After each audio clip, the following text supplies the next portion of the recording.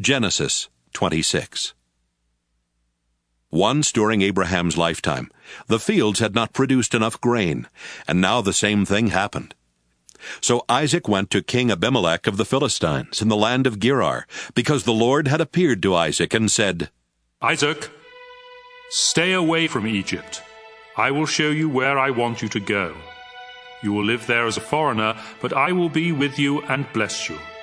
I will keep my promise to your father Abraham by giving this land to you and your descendants. I will give you as many descendants as there are stars in the sky, and I will give your descendants all of this land. They will be a blessing to every nation on earth, because Abraham did everything I told him to do. Isaac moved to Gerar with his beautiful wife Rebekah. He was afraid that someone might kill him to get her, so he told everyone that Rebekah was his sister. After Isaac had been there a long time, King Abimelech looked out a window and saw Isaac hugging and kissing Rebekah. Abimelech called him in and said, Rebekah must be your wife. Why did you say she is your sister? Because I thought someone would kill me. Isaac answered. Don't you know what you've done? Abimelech exclaimed. If someone had slept with her, you would have made our whole nation guilty. Then Abimelech warned his people that anyone who even touched Isaac or Rebekah would be put to death. Isaac planted grain and had a good harvest that same year. The Lord blessed him, and Isaac was so successful that he became very rich. In fact, the Philistines were jealous of the large number of sheep, goats, and slaves that Isaac owned, and they stopped up the wells that Abraham's servants had dug before his death. Finally, Abimelech said, Isaac, I want you to leave our country. You have become too powerful to stay here. Isaac left and settled in Gerar Valley, where he cleaned out those wells that the Philistines had stopped up.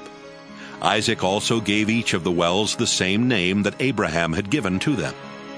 While his servants were digging in the valley, they found a spring-fed well. But the shepherds of Gerar Valley quarreled with Isaac's shepherds and claimed the water belonged to them. So the well was named Quarrel, because they had quarreled with Isaac. Isaac's servants dug another well, and the shepherds also quarreled about it. So that well was named Jealous. Finally they dug one more well. There was no quarreling this time, and the well was named Lots of Room, because the Lord had given them room and would make them very successful. Isaac went on to Beersheba, where the Lord appeared to him that night, and told him, Don't be afraid. I am the God who was worshipped by your father Abraham, my servant. I will be with you and bless you, and because of Abraham, I will give you many descendants.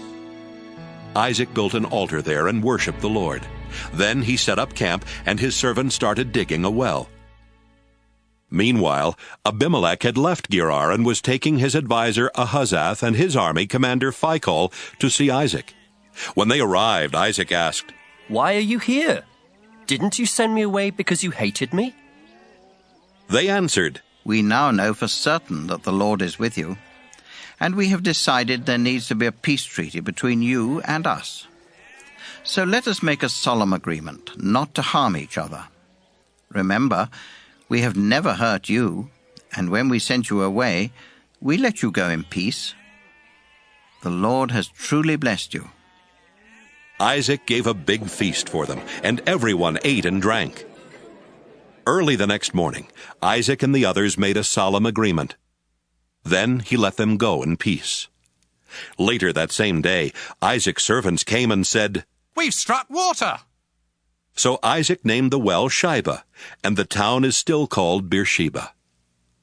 When Esau was 40, he married Judith, the daughter of Beeri the Hittite, and Basemath, the daughter of Elon the Hittite. But these two women brought a lot of grief to his parents, Isaac and Rebekah.